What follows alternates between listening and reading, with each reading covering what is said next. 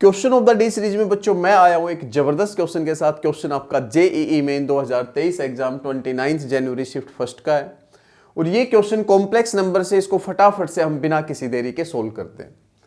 तो भैया इसमें बोला क्या है कि if real part of the product of Z1 and Z2 is 0 and real part of Z1 plus Z2 is equal to 0, then imaginary part of Z1 and imaginary part of Z2 के ऊपर आपसे पूछा है कि भैया इसमें कौन सा ऑप्शन सेट होने वाला है। तो मैं Z1 लेट करता हूं यहां पे फिलहाल। Z1 मैं मान रहा हूं A1 प्लस में IB1 एंड Z2 लेट करता हूं मैं A2 प्लस में IB2।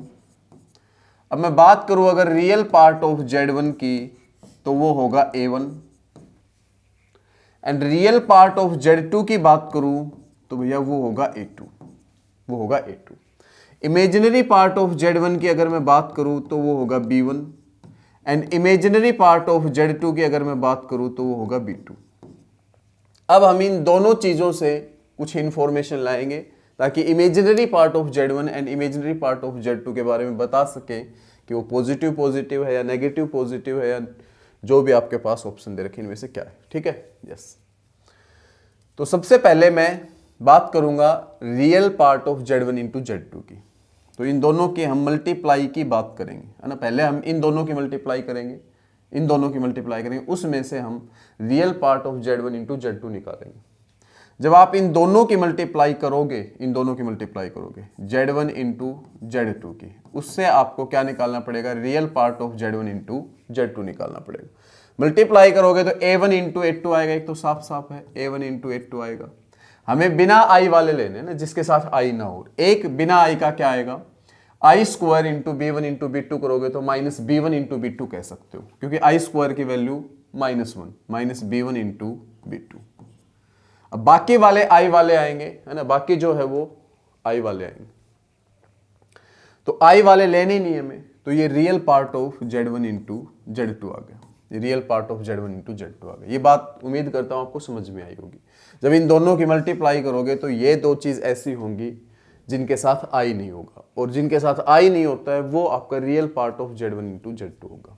ठीक है, ये किसके बराबर दिया है, A1 into A2 minus B1 into B2 आपको 0 के बराबर दिया है। इसका मतलब क्या निकला, A1 इंटू A2 किसके बराबर है, B1 इंटू B2 के बराबर है, B1 इंटू B2 के बराबर। तो ये चीज हमारे पास आ चुकी है। एक चीज और भी है, कह रहा है कि real part of Z1 plus Z2 0 है।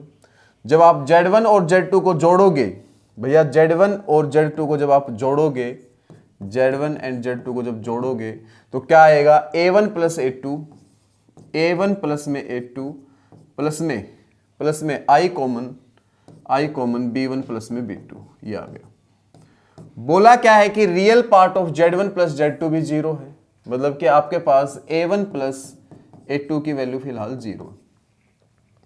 तो A1 की वैल्यू कितनी आई, -A2। A1 की वैल्यू कितनी आई, -A2।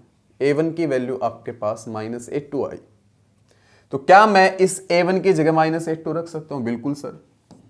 तो जब आप इस A1 की जगह -A2 रखोगे तो -A2 का स्क्वायर हो जाएगा, क्योंकि A2 पहले से है, A2 और, तो A2 का square is equal to B1 into B2 is equal to B1 into B2 is equal to B1 into B2। अब ध्यान से समझो बात को, B1 एंड B2, है ना। B1 क्या है, imaginary part of Z1, B2 क्या है, इमेजिनरी पार्ट ऑफ Z2। उन दोनों की मल्टीप्लाई नेगेटिव आ रही है, क्योंकि ये चीज ऑलवेज पॉजिटिव, आगे माइनस है, इसकी वजह से ये सारी चीज नेगेटिव। तो आपका B1 B2 की मल्टीप्लाई नेगेटिव आ रही है, इसका मतलब कब आएगी, पॉजिटिव से तो नेगेटिव आ नहीं सकती, दोनों पॉजिटिव है तो नेगेटिव आ नहीं सकती। नेगेटिव पॉजिटिव से इनकी मल्टीप्लाई क्या आ सकती है, नेगेटिव से भी पॉजिटिव आ जाती, और ये ऑप्शन अलग ही है। तो यहाँ पे नेगेटिव एंड पॉजिटिव से इनकी मल्टीप्लाई क्या आनी है, नेगेटिव। तो ऑप्शन बी फिलहाल करेक्ट होता है। बिल्कुल आसान सा क्वेश्चन था, ऑप्शन बी फिलहाल करेक्ट होता है। तो बच्चों ये था आज का क्वेश्चन। कल मैं एक और जबरदस्त क्वेश्चन के साथ मिलता हूं, तब तक के लिए ओके बाय बेटा।